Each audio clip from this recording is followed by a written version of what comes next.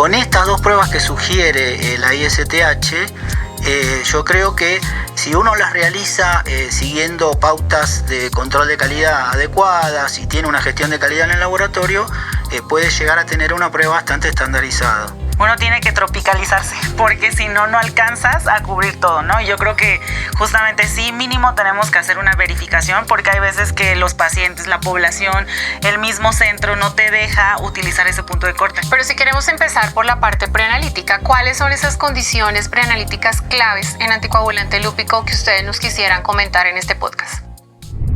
Hemostasia 360, Voces en Latinoamérica, donde la ciencia y la innovación se encuentran para transformar el diagnóstico y manejo de los trastornos de coagulación. Un espacio de actualización continua para explorar estudios de vanguardia, casos clínicos relevantes y herramientas que impactan directamente en el cuidado del paciente. Acá, cada episodio es una oportunidad para aprender. Comencemos. Bueno, doctores, bienvenidos una vez más a nuestro nuevo episodio del podcast Hemostasia 360, Voces en Latinoamérica. Es un gusto poderlos tener aquí de manera presencial en nuestro país. Bienvenido a Argentina, bienvenido a México y qué bonita oportunidad de poderlos tener acá. Muchas gracias por esta invitación y por este espacio. Muchas gracias, Milena, por la invitación. Es un placer estar acá. Bueno, hoy traemos un tema súper interesante del cual ustedes dos son bastante expertos en sus países y creo que toda nuestra comunidad que nos escucha ha pedido a voz abierta que podamos hablar en este episodio de anticoagulante lúpico. Permítame primero los presento. Tenemos hoy en nuestro podcast a la química Brenda Saray Zúñiga. La química es de la Ciudad de México, estudió en la Universidad Veracruzana Química Clínica y actualmente trabajas en el Instituto Nacional de Enfermedades Respiratorias dirigiendo el laboratorio completo, pero llevas un recorrido bastante grande haciendo hemostasia y trombosis. De hecho, es parte de tu especialidad, así que creo que nos vas a traer grandes aprendizajes en anticoagulante lúpico. Una vez más, bienvenida. Y el doctor Claudio Rosa, el doctor es bioquímico clínico, especialista en hemostasia del laboratorio del Hospital Universitario Austral y también es usted doctor profesor de la Facultad de Ciencias Biomédicas de la Universidad Austral en la Argentina. Nos hemos encontrado en varios congresos de trombosis y hemostasis y la verdad que es un gusto poderlos tener nuevamente acá hablando hoy de anticoagulante lúpico, ¿no? Realmente es un tema bastante interesante para nuestros laboratorios.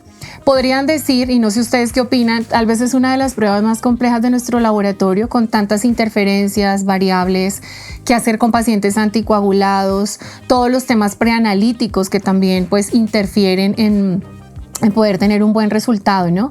Incluso a veces hasta la misma configuración de la prueba en los analizadores resulta ser bastante compleja y más si tenemos guías recientes, algoritmos también que se sugieren de distintas formas de trabajo.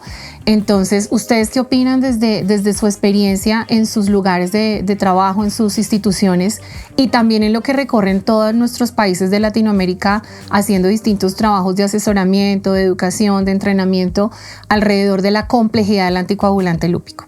Sí, la verdad que es uno de los estudios de hemostasia especializada más complejos y que presenta un desafío muy importante en todas las etapas del proceso, porque en la etapa preanalítica, en la etapa analítica y en la etapa posanalítica, incluso en la etapa que se llama preanalítica, que significa cuándo el médico va a solicitar esta prueba. Así que sí, realmente es un desafío y es una prueba que no está estandarizada, por más que hubo muchos esfuerzos hasta el día de hoy con guías de distintas sociedades.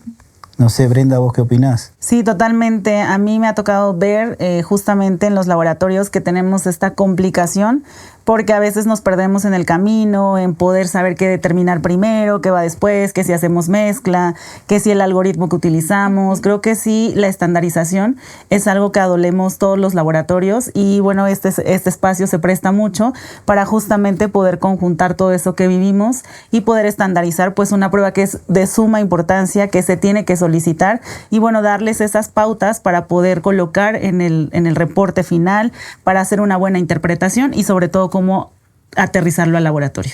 Yo creo, química, que usted ha descrito como esa ruta de trabajo desde que partimos de unas condiciones preanalíticas hasta que llegamos a un resultado. Porque incluso resulta ser una pregunta muy de nuestros médicos y es qué debería en el resultado que debemos interpretar. Pero si queremos empezar por la parte preanalítica, ¿cuáles son esas condiciones preanalíticas claves en anticoagulante lúpico que ustedes nos quisieran comentar en este podcast? Bueno, mira, es muy importante que la muestra esté bien tomada. Si partimos de la toma de la muestra, tiene que haber un proceso estandarizado en el laboratorio para la toma de la muestra, con el tubo correcto, con citrato de sodio, 3,2%, en una relación 9:1 sangre anticoagulante y, por supuesto, correctamente enrasado. Y otro detalle importante es el orden de llenado de los tubos. No puede ser que se llene el tubo de coagulación después de un tubo que tiene un activador de la coagulación, como por ejemplo el tubo de suero. Hay otros detalles importantes que muchas veces no se le da la importancia que tienen, que es preparar un plasma pobre en plaquetas. El plasma pobre en plaquetas se prepara con un proceso de doble centrifugación en el laboratorio, que realmente no es algo que hagamos comúnmente, es algo que se sale un poco de la rutina. Hay que hacer una primera centrifugación, separar el plasma en otro tubo y volver a hacer una segunda centrifugación para así obtener el plasma final para trabajar. Otro detalle es que ese plasma que obtengo con doble centrifugación es inestable, entonces yo tengo que procesarlo dentro de una cierta cantidad de horas, mantenerlo a temperatura ambiente o congelarlo directamente antes de las 4 horas de obtenido a menos 80 grados. Ese proceso de congelación también tenemos que tener en cuenta que yo no puedo hacer varios ciclos de congelación-descongelación, porque ahí se liberan también de las plaquetas residuales que quedan en el plasma fosfolípidos que pueden llegar a generar falsos negativos. Ahí volvemos un poquito a por qué necesito el plasma pobre en plaquetas, porque el plasma no tiene que tener fosfolípidos que vengan de las plaquetas del paciente. Por eso tengo que eliminar esas plaquetas. Las plaquetas residuales lo que van a hacer, las que quedan, lo que van a hacer es exponer fosfolípidos que pueden neutralizar los anticuerpos antifosfolípidos que yo estoy buscando en el estudio. Así que este paso es muy importante para obtener un buen resultado. Y por otro lado, cuando yo descongelo esas muestras que congelé ese día, si no las proceso en el momento, tengo que descongelarlas con un proceso rápido, es decir, en un baño de agua a 37 grados, 5 minutos. Y por último, el último punto del posanalítico importante es ojo con las muestras hemolizadas, lipémicas e ictéricas que pueden generar resultados falsos negativos. No sé, Brenda, vos qué opinás, pero se me escapa algún detalle de lo que son las recomendaciones generales. Pues solamente me gustaría retomar un poco la parte que comenta, doctor, acerca de la solicitud en la preanalítica. Bien. Yo creo que aquí en esta parte también es importante que nosotros como laboratorios le otorguemos a nuestros médicos justamente el perfil de pruebas que vamos a solicitar. Porque de repente el médico, bueno, pues tiene la prueba, el screen, el confirm o hacerlo todo junto. Entonces creo que en la fase preanalítica es muy importante que coloquemos muy bien el perfil y que pongamos el nombre de la prueba. Si bien es cierto y lo vamos a abordar, qué pruebas vamos a solicitar posterior, es importante pues que la prueba como tal es anticoagulante lúpico y posterior ya veremos las técnicas, pero que sí en la solicitud venga bien colocado y requisitado, porque si no también pues se pierde ahí, no sabemos qué pedir o llega el paciente y le hacemos dar una segunda vuelta. Y dentro de las fases que comenta el doctor del proceso y de lo preanalítico, creo que totalmente de acuerdo, es algo que tenemos que hacer mucho énfasis, justo porque si no está estandarizado el proceso en el laboratorio y no estamos las personas al frente encargadas de esta parte, pues podemos perder información. Entonces, solo creo que escribirlo, protocolizarlo para que esto sea estandarizado a todo nivel de todos los turnos en el laboratorio. Claro, Sí. y que sea de la comprensión también de manera equilibrada entre el laboratorio y el médico. Creo que tocan ustedes puntos importantes, pero me están llevando en este momento a cuáles son como los ensayos o la elección de ensayos sugeridos en anticoagulante lúpico. La química bien mencionaba toda la parte de las guías y hay distintas recomendaciones. Tú decías como que sea bien solicitado de entrada y ya luego vamos al paso de las técnicas. Entonces hay varios ensayos que han evolucionado a través del tiempo. Hay una actualización de guías que ahora sugieren hacer 2 tipos de ensayo específicos con ciertas características. ¿Qué opinan ustedes acerca de los ensayos que deberíamos tener para anticoagulante lúpico y que también esto sea de la comprensión para nuestros médicos? Es una pregunta que me hacen muy seguido en los congresos o en las reuniones científicas. Nosotros tenemos que hacer varias pruebas y el subcomité de la Sociedad Internacional de Hemostasia y Trombosis recomienda que sean 2. Uh-huh. Pero ¿cuál es el fundamento de hacer 2? Exacto. Bueno, el tema es el siguiente. Los anticuerpos antifosfolípidos por naturaleza son muy heterogéneos y están dirigidos contra distintos epitopes de proteínas y fosfolípidos. Por lo tanto, nosotros si hacemos una sola prueba, nos quedamos cortos en tratar de buscar todos los tipos de autoanticuerpos antifosfolípidos que existen. Por eso, si hacemos una prueba de veneno de víbora de Russell diluido, que es una de las sugeridas, ahí vamos a poder encontrar anticuerpos anti-beta-2 glicoproteína 1, por ejemplo, y anticuerpos antiprotrombina, y los que están dirigidos contra el complejo protrombinasa. En cambio, si hacemos acompañado con esta prueba, hacemos otra prueba que es una PTT sensible anticoagulante lúpico. ¿Qué condiciones tiene que tener para ser sensible anticoagulante lúpico? Tiene que tener baja concentración de fosfolípidos, es decir, que va a ser una PTT diluido, y con un activador como sílica, que es el más recomendado. Aunque las últimas guías dicen que también el ácido elágico puede considerarse. Esta prueba de APTT sensible anticoagulante lúpico lo que va a tratar de detectar es otro tipo de anticuerpos contra el complejo tenasa intrínseco, por ejemplo, además de detectar los anticuerpos que me enseñó anteriormente. Entonces, tenemos que tratar de pescar de alguna manera con varias pruebas, y no puede ser una sola porque me quedo corto. Te quedas corto. Todos los tipos de autoanticuerpos, ya que el anticoagulante lúpico, como mal tiene puesto el nombre, Sí, digamos, es un estudio complejo, bastante complejo, que trata de buscar esas reactividades contra los fosfolípidos, pero no un solo tipo de reactividad, sino varias. Sí, totalmente de acuerdo. Y bueno, yo creo que esto sí tenemos que tenerlo muy, muy en claro en los laboratorios, porque no podemos hacer una sola prueba, como bien lo dicen las guías, y sobre todo por esta complejidad que tenemos de los anticuerpos. Nosotros en México mencionamos mucho que los anticuerpos son un poco caprichosos, justamente porque a veces no están en un complejo, que es el protrombinasa, sino que hay que buscarlos en el complejo tenasa. Entonces, creo que estas pruebas nos ayudan a poder buscar estos anticuerpos, a poder encontrarlos y finalmente tener pues el resultado.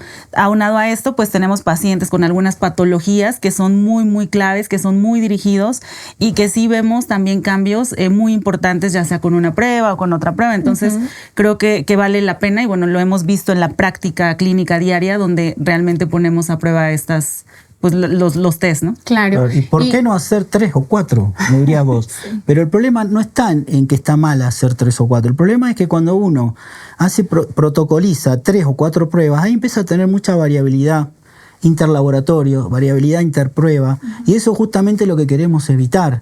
Queremos ir rumbo hacia un estudio de anticoagulante lúpico que sea más estandarizado. Sí, de acuerdo. Entonces, con estas 2 pruebas que sugiere la ISTH, yo creo que si uno las realiza siguiendo pautas de control de calidad adecuadas y tiene una gestión de calidad en el laboratorio, puede llegar a tener una prueba bastante estandarizada. Y dentro de las guías, entonces, de estas 2 pruebas se menciona una prueba de escrutinio y unas pruebas confirmatorias, ¿no? Porque digamos que de la historia del anticoagulante lúpico y lo que teníamos disponible a la mano, hay una PTT que ha sido siempre sensible de distintas marcas, pero la variable en este caso en la recomendación es que además de que sea sensible, pueda tener una prueba que haga el escrutinio, pero que además te pueda confirmar. Creo que es como el cambio más significativo para la ubicación de estos autoanticuerpos por el lado de esta vía. Y si nos quisiéramos ahora pasar un poco a, una vez tenemos ya las pruebas y nos vamos un poco más al resultado, ¿qué es lo que se define como un anticoagulante lúpico positivo? Porque también hay otras guías en paralelo que nos ayudan a estandarizar puntos de corte, cómo establecer relaciones, cómo definir, por ejemplo, algunos intervalos biológicos de referencia en las pruebas que aplican intervalos biológicos. En el caso de anticoagulante lúpico, ¿cuál es la recomendación para la interpretación del resultado a través de un ratio? ¿Cómo se establece? ¿Qué criterios también deberíamos tener presentes? Bueno, como vos muy bien mencionaste, para que sea positiva el estudio de anticoagulante lúpico, yo voy a realizar 2 pruebas y esas pruebas van a tener esos 3 pasos que vos mencionaste: el screening, la mezcla y el confirmatorio. Ahora, ¿es necesario que sean las 2 pruebas de screening positivas para que sea lúpico? No. Las guías dicen que con una sola prueba. Y ahí, ¿qué explicación tiene eso? Lo que hablábamos antes. Si yo logré detectar algún tipo de autoanticuerpo con alguna de las 2, ya está. Si esa prueba, si una de las 2 es positiva en el screening y además no corrige con plasma normal y corrige con fosfolípidos concentrados, ya el estudio es positivo. Pero también hay que agregarle que tiene que tener una positividad persistente en el tiempo. Entonces, como una condición para tener un estudio positivo de lúpico, debe repetirse a las 12 semanas y tiene que volver a dar positivo. No necesariamente la misma prueba, ¿eh? Ojo, puede dar las dos pruebas, una prueba, la otra, no importa, pero esa reactividad tiene que ser persistente en el tiempo. Esa es una condición para que un estudio de lúpico sea positivo. Y yo creo que aquí también es muy importante que nosotros revisemos los puntos de corte que manejamos pues por cada fabricante. El fabricante nos va a dar una recomendación en puntos de corte y bueno, ya como laboratorio internamente podríamos hacer una verificación de ese punto de corte quizá o hacer la implementación. A veces por recurso, por tamaño de hospital y demás, no podemos hacer una implementación desde cero que va desde 120 sujetos en condiciones normales, pero sí podemos hacer la verificación que ustedes como fabricantes nos dan en el inserto, que está muy bien colocada. Entonces con esto nos vamos a guiar si es positivo o negativo y colocarlo muy bien en nuestros reportes resultados para que tenga una buena interpretación. Quisiera tocar dos puntos en esta pregunta y uno es ¿cuál es el orden que ustedes sugieren desde la experiencia respecto a la prueba de mezcla que va al final de hacer prueba de escrutinio confirmatoria o va en el intermedio entre la prueba de escrutinio y la prueba confirmatoria? ¿Ustedes qué sugerirían? ¿No hay poblaciones como específicas que se pueden comportar distinto? ¿Pueden haber anticuerpos de débil potencia que se nos pueden escapar quizás en una mezcla y no vamos al confirmatorio? ¿Qué recomendaciones harían ahí? Esa sería como la primera pregunta que quisiera puntualizar. Sí, esa pregunta es bastante picante. Totalmente. Porque realmente tocaste un tema muy complicado, de la cual hay varias opiniones, y es si siempre tengo que hacer las mezclas, ¿no? Es decir, la segunda etapa, ¿siempre tengo que hacer las mezclas? Bueno, la respuesta es, ¿en qué situaciones la mezcla es importante? Obviamente, la mezcla siempre yo la voy a hacer cuando la primera etapa, que es el screen, da prolongado. Por la definición misma de anticoagulante lúpico, es justamente que es una sustancia, es un anticuerpo que lo que hace es prolongarme la prueba de screening en el laboratorio in vitro, un fenómeno in vitro. Sí. Si yo veo la prueba de screening prolongada, la verdad que yo naturalmente en mi laboratorio voy a hacer la corrección con plasma normal, es decir, la prueba de mezcla, porque el segundo paso y la segunda condición es demostrar que se trata de un inhibidor y no de un déficit de factores. Entonces, si corrige, sería un déficit de factores. Entonces, la explicación a la prolongación no sería que hay un inhibidor, sino un déficit de factores. Ese es uno de los motivos. Yo puedo tener pacientes con déficit de factores que me los mandan a estudiar.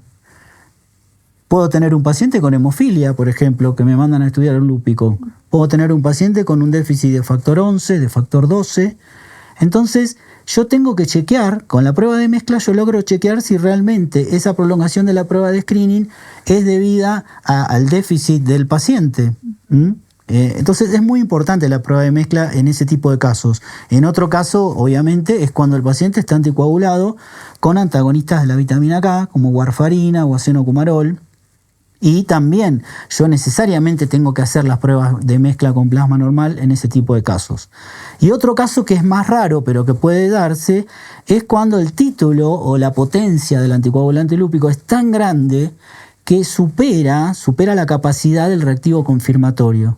Entonces en ese caso yo tengo que hacer también las mezclas con plasma normal de las dos pruebas. Estoy de acuerdo con el doctor Claudio. Yo creo que hay situaciones clínicas que nos ponen pues en este escenario donde tenemos que retomar el orden de la mezcla. En mi práctica personal sí también hacemos la mezcla justamente en estos pacientes donde hemos visto que la cantidad de anticuerpos es muy alta y pues sí tenemos que ahí colocar el estudio de mezclas como para hacer un estudio un poco más amplio de los pacientes. Y bueno, pues como sabemos hay opiniones separadas, diferentes, pero creo que también lo importante aquí es que en nuestros laboratorios podamos establecer cuál ya vamos a utilizar y establecer el algoritmo para que podamos tener el camino más claro. Sí, otro detalle, perdón, es que la mezcla, por más que yo haga la mezcla, el confirmatorio también lo hago, que era un poco la pregunta inicial. Exacto. Porque a veces pasa que algunos algoritmos lo que dicen es que si la mezcla corrige, freno ahí el estudio. Y yo ahí no estoy de acuerdo. yo hago igual el confirmatorio, después saco las conclusiones finales. De acuerdo, pero siempre terminas en el confirmatorio a pesar de hacer una mezcla intermedia entre el escrutinio y el confirmatorio. Screening prolongado va la mezcla y el confirmatorio. Perfecto. Y el otro punto que quería hablar, un poco para ponerle más foco, era sobre los establecimientos de los puntos de corte. ¿Cómo son esas recomendaciones para el establecimiento de los puntos de corte en sus laboratorios? Al final es una tarea que puede ser muy larga, ¿no? Total. Puede ser tediosa, entonces ¿a qué guía me acojo? ¿Qué N utilizo? Creo que ahí sí estaría interesante que nos contaran su experiencia. Sí, por eso. Es una pregunta importante porque los puntos de corte no son puntos de corte sencillos.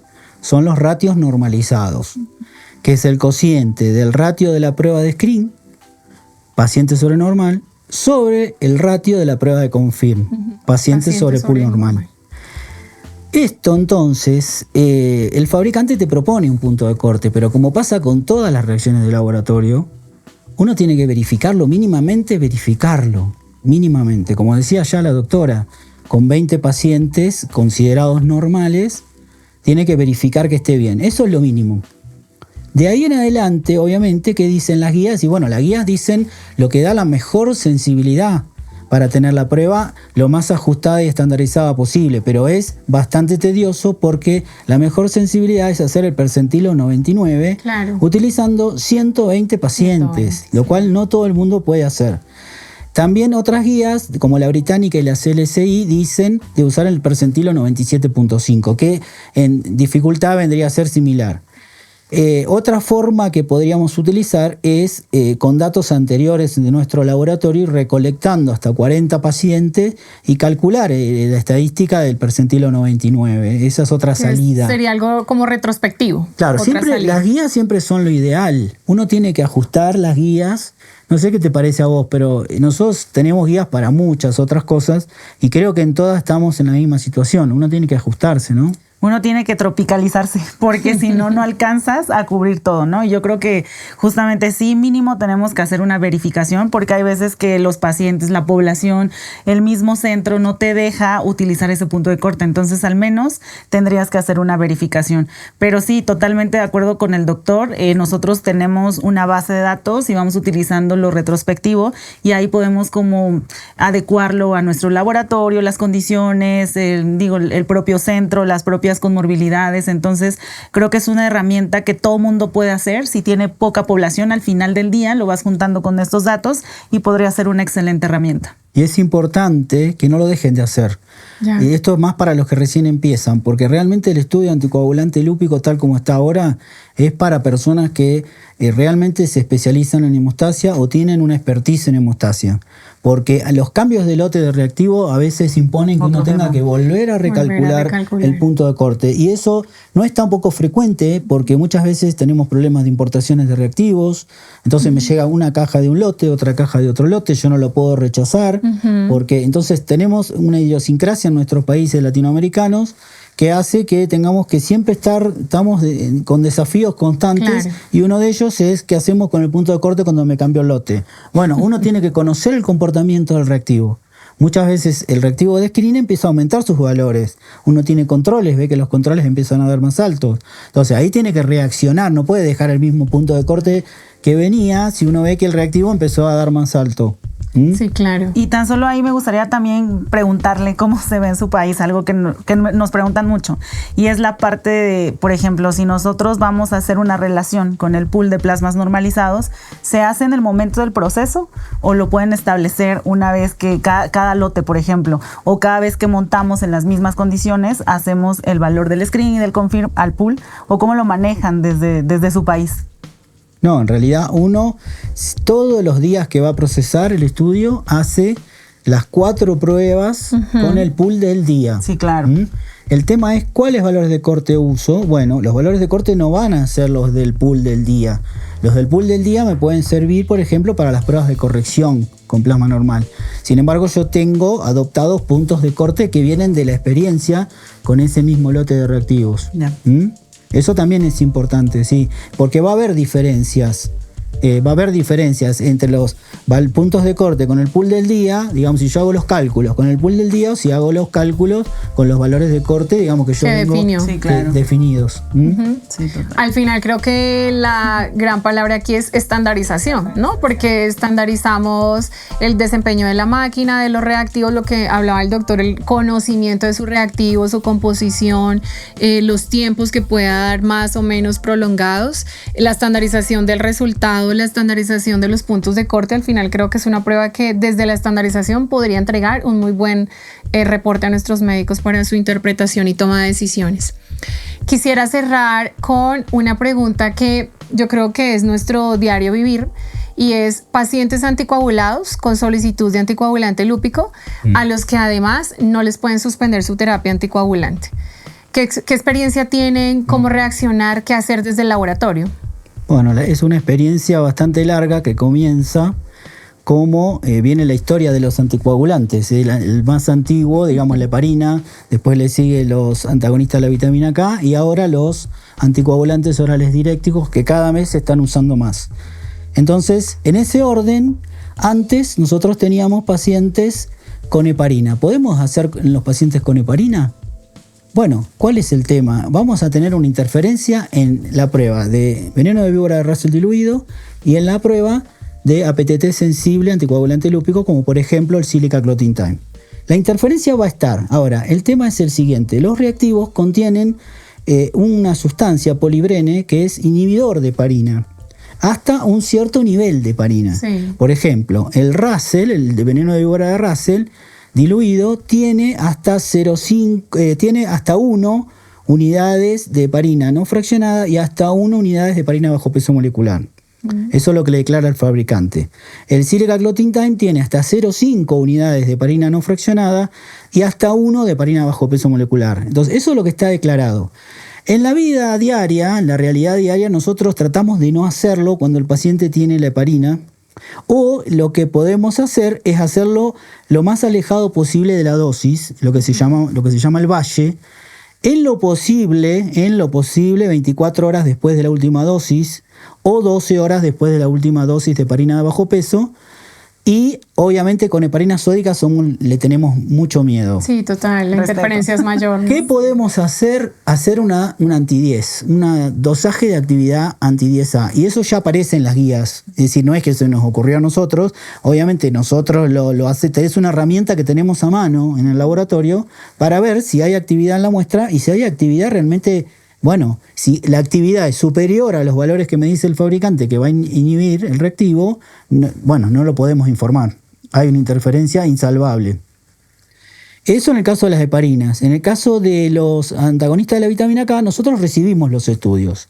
Aunque las guías cada vez más dicen que no es ideal estudiar a los pacientes anticoagulados. Pero hay veces, y la mayoría de los casos que nos llegan son pacientes que no pueden suspender la anticoagulación por su estado protrombótico y además quieren saber si ese paciente, que eso es una de las novedades, lo pueden rotar a DOACs. Entonces, si le suspenden el ABK y el paciente tiene un lúpico positivo, lo exponen a un estado protrombótico y además hoy día se sabe que no le van a dar DOACs si tiene un lúpico positivo, que ese es otro detalle. Entonces, el tema es que los mandan igual con antagonistas de la vitamina K y en ese caso yo tengo que medir sí o sí, como siempre, tengo que medir un TP para ver cómo está el RIN del paciente. El RIN debería estar menor de 3 para poder hacer la prueba. Obviamente todas las pruebas las voy a hacer corregidas con plasma normal porque se trata de un caso de déficit de factores adquirido por el anticoagulante. Esa es la forma de salvarlo. Y se complica el estudio y se hace más caro el estudio y se hace más complejo porque yo tengo que tener TRs, valores de corte especiales para las mezclas. Es decir, silica clotting-time, screen, P más N, es decir, mezclado con plasma normal. Silica clotting-time, confirm, P más N, mezclado con plasma normal. Russell screen, P más N y Russell confirm, P más N, tiene que tener sus TRs de cada laboratorio para poder después sacar la conclusión que muchas veces puede coincidir con el TR, digamos, de la prueba de screening sin mezclar, ¿no es cierto? Pero uno tiene que hacerlo. Sí, totalmente. Yo creo que los anticoagulantes, pues no los podemos retirar todos los pacientes. Evidentemente son pacientes con complicaciones que necesitan esta terapia, pero también es muy importante la indicación que podamos darle en la requisitud para que el médico tenga en cuenta estas interferencias. Nosotros recibimos también la muestra en el centro. Lo que hacemos es colocar siempre las notas para que se tome en cuenta al momento de la interpretación, que Claro. pues bueno, puede haber una interferencia. Si se trata de DOACs, quizá a lo mejor suspenderlo de 48 a 72 horas, dependiendo también del paciente, de su condición clínica, que es algo que nosotros no tenemos como información adicional, pero si es un paciente en etapa renal, etcétera, entonces habría ahí que mediar si se puede suspender o no, que también esta es otra que nos puede dar pues resultados ahí falsos positivos. Creo que los DOACs son los que nos ocasionan más ruido aquí, ¿no? Sí, el DOAC es lo del momento, digamos, porque a partir de unos años atrás ya cada vez más gente con DOACs y el tema es que el DOAC yo lo que considero, hay varias opciones para poder eliminarlo de la muestra, pero hay absorbentes que nosotros en Argentina no los tenemos disponibles. Hay formas de eliminar el DOAC, pero en realidad todavía no está muy claro, no está, le agrega un paso más a la preparación de la muestra. Adicional, sí. Es engorroso. Puede ser que si el paciente realmente tiene una dosis muy alta del DOAC, por ahí todavía no lo terminamos de eliminar. Entonces es complicado. La verdad que, como dice la doctora, yo lo que sugiero y cuando me llaman los médicos, les digo que el paciente lo tiene que suspender en la medida de lo posible. Claro, totalmente. Y además nosotros somos muy cautos porque mínimas cantidades de DOAC ya hemos visto que alteran las pruebas, principalmente más la de veneno de víbora de Russell que de Silica Clotting Time. Y eso ya lo experimentamos porque hay pacientes que han venido y que realmente con el DOAC, digamos, en sangre, tenemos esa interferencia muy notoria, pero digamos otra cosa. Hay estudios que muestran, y nosotros hemos tenido casos, de pacientes con rivaroxaban que generan falsos positivos, que eso es fácil de darse cuenta. Pero ¿qué pasa? La apixaban genera falsos negativos. Sí. Entonces, ¿cómo me doy cuenta? Sí. Sí. Porque prolonga las dos pruebas de screening y confirmatorio de una manera que el TR termina dando negativo, negativo, pero sí. yo me doy cuenta de alguna manera que está alterado, que hay una interferencia. Entonces, ahí está la expertise de la persona que procesa todos los días, ¿no es cierto? Sí, total. Yo creo que es eso, ¿no? Que uno está todo el tiempo metido en el proceso, que vas identificando ciertos comportamientos que dices, no, esto está como raro. Sí. Yo creo que ahí hay una alteración. Entonces, yo creo que sí, las notas son sumamente importantes, colocarlas, tener esta comunicación médico-laboratorio, propiciar que se pueda generar pues este encuentro para justamente poder informar, poder dar a conocer que, bueno, hay interferencias que ciertamente sí se necesitan para un cambio de terapia, que se requieren para un ajuste, pero bueno, pues también es importante cuidar al paciente en este escenario para dar un resultado contundente y no tengamos ahí pues unas pérdidas de lo que podamos estar buscando. Claro. Bueno, en el caso de ABK, de antagonistas de la vitamina K, warfarina, senocumarol, cerrando un poco, ¿qué pueden generarme? Bueno, me pueden generar falsos negativos, tengo que interpretarlo con precaución. Yo estoy haciendo un estudio en un momento del paciente que no es el ideal, entonces eso siempre tiene que estar, como dice Brenda, las notas son importantes, hay que poner notas.